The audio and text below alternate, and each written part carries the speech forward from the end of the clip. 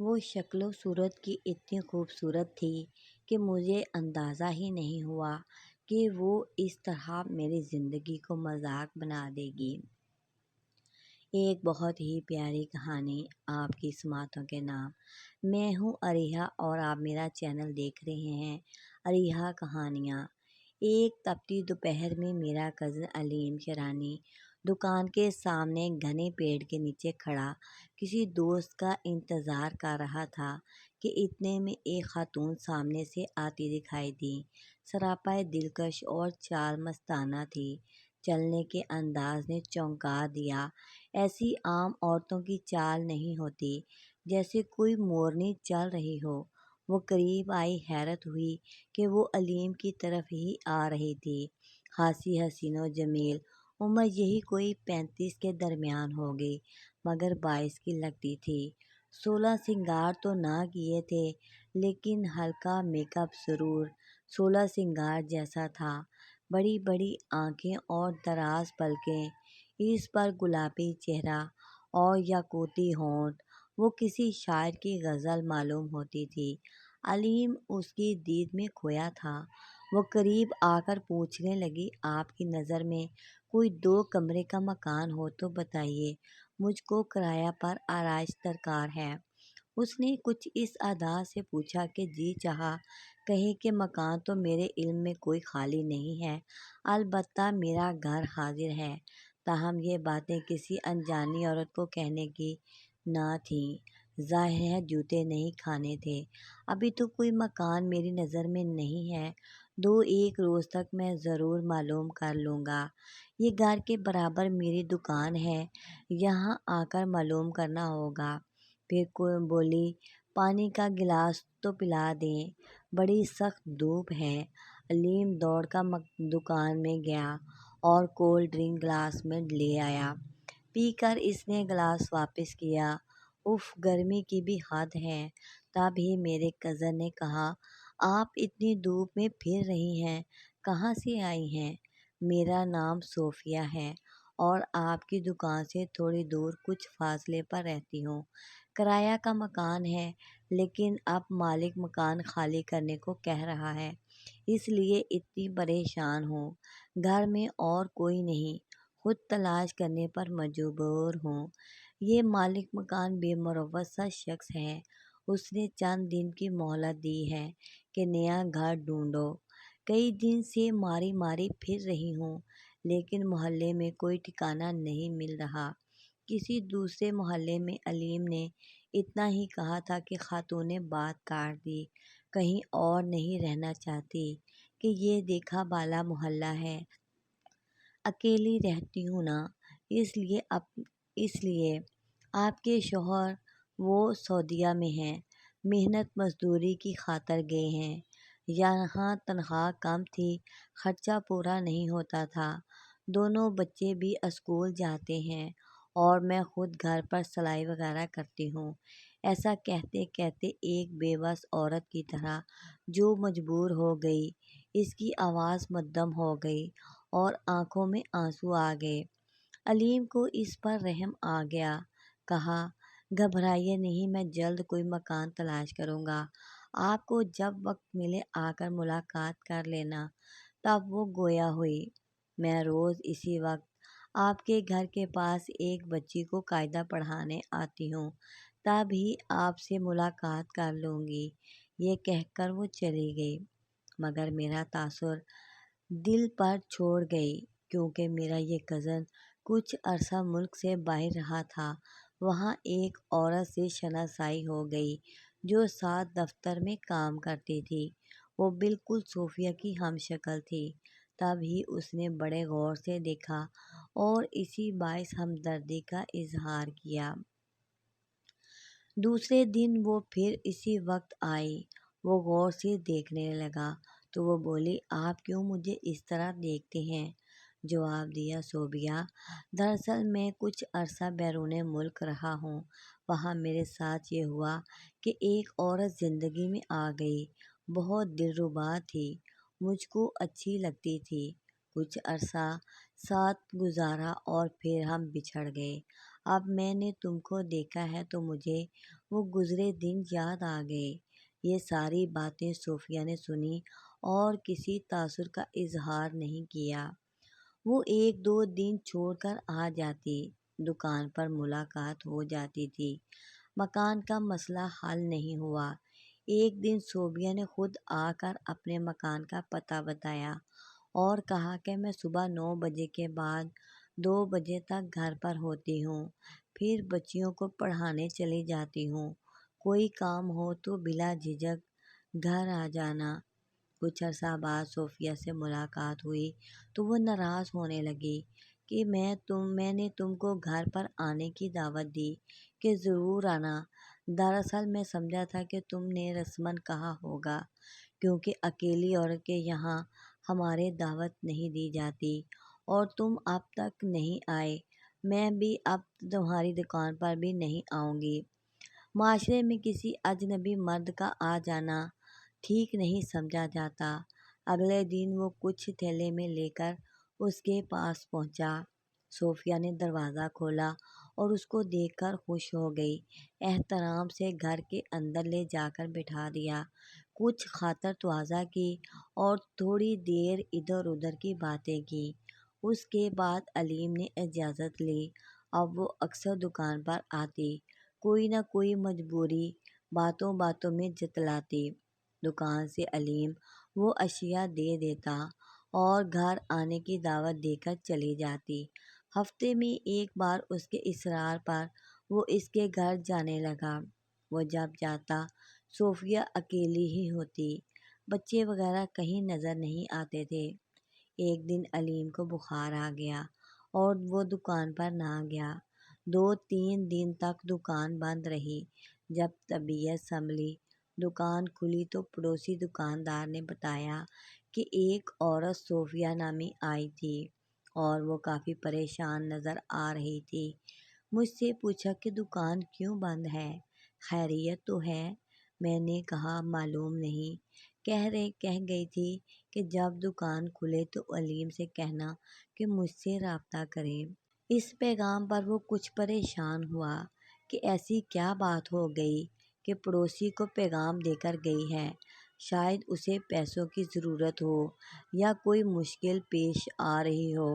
4 دن بعد دکان کھولی تھی، لہٰذا شام تک وہاں رہا، پھر دکان بند کر کے وہ سیدھا صوفیہ کے مکان پر چلا گیا۔ ساتھ کچھ راشن اور ضرورت کا سامان بھی لے گیا کہ اس کی ضرورت ہوگی۔ دروازہ بجایا، نہ کھلا۔ آواز دی، صوفیہ میں ہوں علیم، دروازہ کھولو۔ دور تک قدموں کی آہٹ آئی مگر در نہ کھلا۔ تب علیم نے ذرا زور سے دستک دی تو وہ آہستہ سے بولی، علیم لوٹ جاؤ، میں کل آؤں گی۔ حیرت زدہ لوٹ گیا، سوچا جانے کیا بات ہے۔ دکان پر پیغام چھوڑا اور اب در نہیں کھول رہی تھی۔ عجیب عورت تھی۔ اگلے دن صبح ہی وہ آ گئی، شکوہ کیا کہ خود بلا کر در نہ کھولا۔ کیا بات تھی؟ کہا شام کے بعد کسی مرد کا یوں میرے گھر آنا ٹھیک نہیں۔ تب ہی دروازہ نہیں کھولا کیونکہ مالک مکان قریب والے گھر میں رہتے ہیں اور وہ نظر رکھتے ہیں کہ کچھ دنوں سے شک کر رہے ہیں کہ میرے گھر میں پتہ نہیں کون آتا ہے۔ علیم نے سوال کیا، کیا صوفیہ تمہارے گھر میں دوسرے لوگ بھی آتے ہیں جو وہ شک کرتے ہیں؟ جواب دیا، صرف رشتہ دار آتے ہیں۔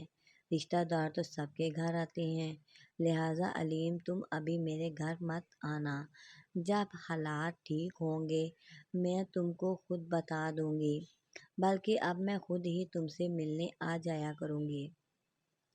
خیر تمہاری مرضی، میں تو تمہیں کچھ سامان دینے آیا تھا۔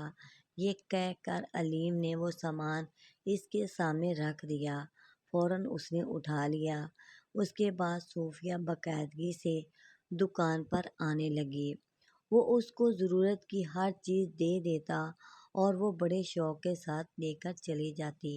کبھی کبھی جب دکان پر کوئی نہ ہوتا اسے پردے کے پیچھے بیٹھ جانے کو کہتا، وہ خوشی سے وہاں بیٹھی رہتی، کولڈ ڈرنک اور بسکٹ ایک سے تواضع ہوتی۔ بہت مسرور ہوتی۔ ایک بار علیم نے یوں ہی مذاق میں اس کا ہاتھ پکڑ کر کہا کہ چوڑیاں پہنو گی، تو وہ اس کے شانے سے آ کر لگ گئی اور کسی بات پر پھر ناراضگی کا اظہار نہیں کیا۔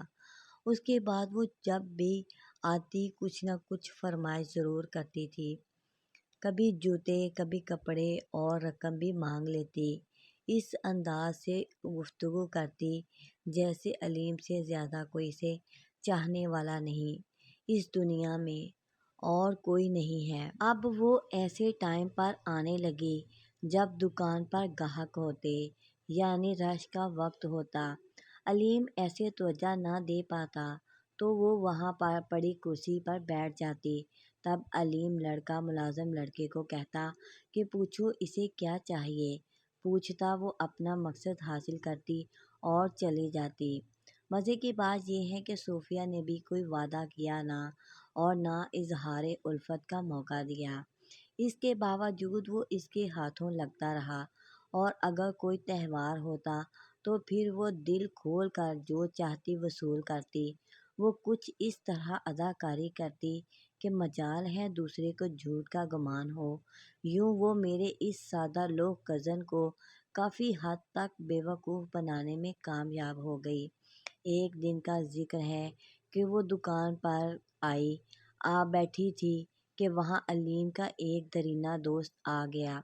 علیم نے صوفیہ کو اپنے گھر کے اندر بھیج دیا۔ تب اس کے دوست نے پوچھا کہ علیم، تم اس کو کب سے جانتی ہو اور تمہاری اس سے کیسے دوستی ہوئی؟ ایسی عورتوں کو اپنے گھر نہیں جانے دینا چاہیے۔ کزن نے مختصری بات بتائی تو دوست نے کہا کہ یار ذرا ہوشیار رہنا، کیونکہ یہ عورت اچھے چال چلن کی نہیں ہے۔ راشد کی بات سن کر علیم کو غصہ آ گیا۔ کہا، دوست بنو، رقیب نہیں۔ کیونکہ رقیب کیوں بن رہے ہو؟ اس بیچاری نے تمہارا کیا بگاڑا ہے؟ راشد نے جواب دیا کہ ہاتھ کنگن کو آرسی کیا، تم فلاں وقت پر مجھ سے ملنے آ جانا، اس دھوکے باز کے سارے کرتوت تم کو معلوم ہو جائیں گے۔ اتفاق کی بات ہے کہ اگلے روز علیم کا صوفیہ کے مکان کی طرف نکلنا ہوا۔ یہ رات کا وقت تھا۔ دیکھا ایک مرد اس کے گھر سے نکل کر جا رہا ہے۔ غور سے دیکھا تو وہ بھی دوست تھا، راشد کا بھی جاننے والا تھا، ثاقب نام تھا اس کا۔ اسے دیکھ کر علیم رک گیا اور بولا، یار ادھر کہاں گئے تھے؟ اپنا ٹھکانہ ہے، روز ادھر آ جایا کرتا ہوں۔ کیوں، تم کیوں پوچھ رہے ہو؟ ویسے ہی، کیونکہ میں دن کو یہاں آتا جاتا ہوں۔ اس پر ثاقب نے صوفیہ سے متعلق ایسی باتیں کہیں کہ علیم کا خون کھول گیا۔ بات کرتے ہوئے ثاقب بار بار اوپر دیکھ رہا تھا۔ علیم کی نظر بھی صوفیہ کے مکان کی چھت پر گئی۔ وہاں وہ کھڑی سب کچھ دیکھ رہی تھی، تب ہی جلدی سے پیچھے ہوئی۔ ثاقب پوچھنے لگا، خیر تو ہے؟ تم یہ باتیں مجھ سے کیوں پوچھ رہے ہو؟ لیکن میرے کزن کا وہ حال کہ کاٹو تو لہو نہیں بدن میں۔ بہرحال اس وقت دوست کو ٹال دیا اور صوفیہ کا در نہیں بجایا، البتہ گھر آ کر کھانا کھایا اور نہ کسی سے بات کی۔ مارے غصے کے اس کو نیند نہیں آئی، رات بھر کانٹوں پر لوٹتا رہا۔ ثاقب سے اس نے مالک مکان کا نمبر لے لیا تھا۔ صبح اٹھ کر اس نے مالک مکان کے نمبر سے صوفیہ سے بات کرنا چاہی تو جواب ملا کہ وہ گھر پر موجود نہیں ہے۔ علیم کا جی جل کر راکھ ہو گیا۔ اس کو اندازہ ہو چکا تھا کہ یہ عورت جھوٹ بولنے میں ماہر ہے۔ اگلے روز راشد آ گیا، بولا، آج شام میرے ڈیرے آ جانا، تمہارے دوست سے ملاقات کروانی ہے۔ مجھ کو سب باتیں معلوم ہو چکی ہیں۔ کل ثاقب ملا تھا، اس کے گھر سے نکلتے ہوئے ساری حقیقت کھل گئی۔ لیکن یار افسوس اس بات کا ہے کہ یہ عورت اتنے عرصے مظلوم و بے کس بن کر مجھ سے فائدہ اٹھاتی رہی ہے اور مجھے شک بھی نہ گزرنے دیا۔ خیر وہ کچھ اور بھی راز افشاں کرتا رہا، مگر علیم نے جو آنکھوں سے دیکھ لیا تھا وہ اس کے لیے کافی تھا۔ اب وہ کیا سنتا؟ انسان جب کسی پر اندھا اعتماد کرتا ہے پھر دھوکہ کھا کر شکوہ کرنے کا حق تو ہوتا ہی ہے۔ اسی سبب وہ بار بار فون کرتا رہا، مگر صوفیہ جان چکی تھی کہ علیم کو ثاقب نے حقیقت بتا دی ہے، لہٰذا اس نے ایک بار بھی آ کر فون پر بات نہ کی۔ کچھ دنوں بعد پتہ چلا کہ وہ مکان تبدیل کر کے چلی گئی ہے۔ صوفیہ کی ایک سہیلی بھی تھی جس کا نام شاذل تھا، وہ علیم کی دکان سے سودا لیا کرتی تھی۔ ایک روز وہ آئی تو پوچھا، کافی عرصے سے صوفیہ سے ملاقات نہیں ہوئی، وہ اب دکان پر کیوں نہیں آتی؟ شاذل بولی کہ معلوم نہیں، کئی روز سے مجھے بھی نہیں ملی، وہ مکان چھوڑ کر چلی گئی ہے۔ نئے مکان کا پتہ معلوم ہے تو بتا دو، اس سے ضروری بات کرنی ہے۔ علیم نے کافی منت کی لیکن شاذل نے کچھ نہیں بتایا، بلکہ صاف صاف انکار کر دیا کہ مجھے نہیں معلوم۔ جب علیم نے اس کو کافی سامان دیا اور قیمت کم لی تو شاذل نے آخر کار بتا دیا کہ منع کر گئی ہے کہ کسی بھی حال میں علیم کو میرا نیا پتہ نہ بتانا۔ اب تم کہتے ہو تو بتا دیتی ہوں، مگر کیا فائدہ، تم ہی کو خسارہ ہوگا۔ شاذل سچ کہہ رہی تھی، لہٰذا اس نے دوبارہ صوفیہ کا پتہ معلوم کرنے پر اصرار نہ کیا، بلکہ خدا کا شکر ادا کیا کہ جلد اس دھوکے باز عورت سے نجات مل گئی۔ اس کے فریبی شکنجے سے جان چھوٹ گئی۔ جانے کب تک اور بے وقوف بنتا اور رسوائی الگ ہوتی، کیونکہ دکان کو اپنی رزق پیاری ہوتی ہے۔ ایک بار اگر رسوائی ہو جائے تو پھر کوئی گاہک دکان پر آنا پسند نہیں کرتا۔ یہ داستان میرے کزن نے شادی کے بعد سنائی تھی، کیونکہ میری شادی علیم سے ہوئی، وہ اب میرے شوہر ہیں۔ شادی کے 3 سال بعد ہمارے یہاں بچی کی پیدائش ہوئی، اور جب بچی 4 سال کی ہوئی تو ایک عورت ہمارے گھر آئی۔ اس وقت علیم گھر پر نہ تھے۔ وہ عورت پریشان اور خستہ حال لگی، اپنا نام صوفیہ بتایا اور بولی، آپ کے محلے میں کوئی گھر لینا ہے، میں قاعدہ پڑھاتی ہوں، اگر آپ نے بچی کو پڑھوانا ہو تو روز آ جایا کروں۔ میں نے غور سے اس کے چہرے کی طرف دیکھا، بے سکون چہرہ اور بے رونق آنکھیں تھیں۔ مجھے اچانک صوفیہ کی داستان یاد آ گئی جو علیم نے سنائی تھی، اور میں نے فوراً کہہ دیا کہ نہیں، مجھے اپنی بچی کو قاعدہ نہیں پڑھوانا، میں خود اسے پڑھا لوں گی۔ جانے کیوں مجھے میری چھٹی حس نے اس وقت یہی کہا کہ ہو نہ ہو یہ وہی صوفیہ ہے، اور اب مدت بعد بہانے سے آئی ہے۔ یہ پہلے ہمارا گھر دیکھ چکی تھی۔ اس وقت ساس زندہ تھی، وہ ہوتی تو ضرور پہچان لیتی۔ میری نند بھی اب بیاہی جا چکی تھی، خدا جانے یہ وہی تھی یا کوئی اور مصیبت زدہ عورت تھی، تاہم دل پر بوجھ سا آ گیا۔